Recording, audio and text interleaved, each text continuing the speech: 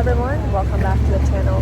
This week our topic is on the written form of dialects. Also, I'm in a park, so it's kind of loud.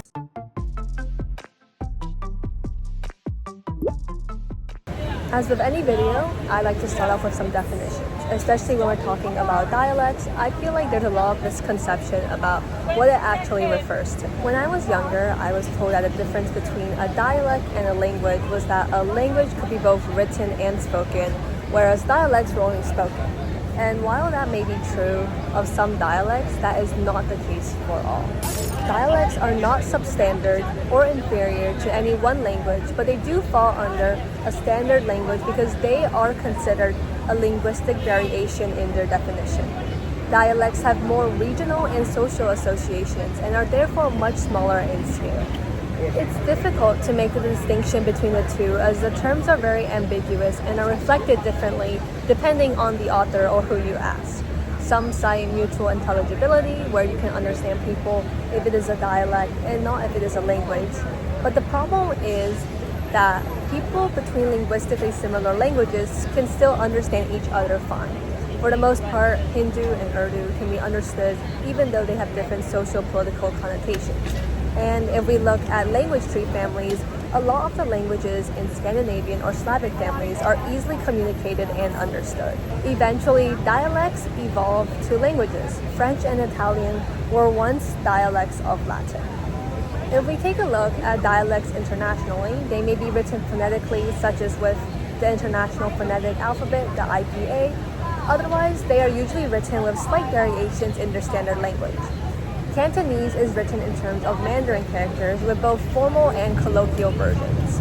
They can also use the grammar and vocab of the language they are most influenced by, even if it's not the one of their standard language. Through written dialects, we can also see how languages were all tightly connected or related or influenced by each other at some point. If we go back, all Chinese dialects were written with Classical Chinese, the standardization during the Qin dynasty for unity reasons.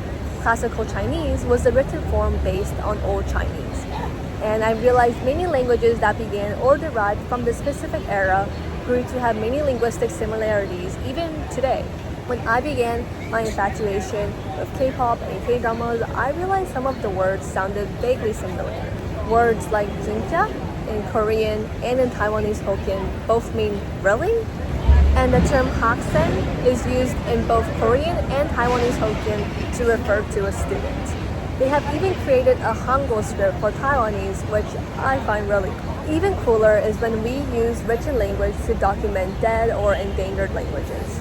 On the island of Bhutan in Indonesia, back in the early 2000s, elders realized their language was slowly dying out. They began to search for ways to keep this Austronesian language in use, and they settled on the Hangul script.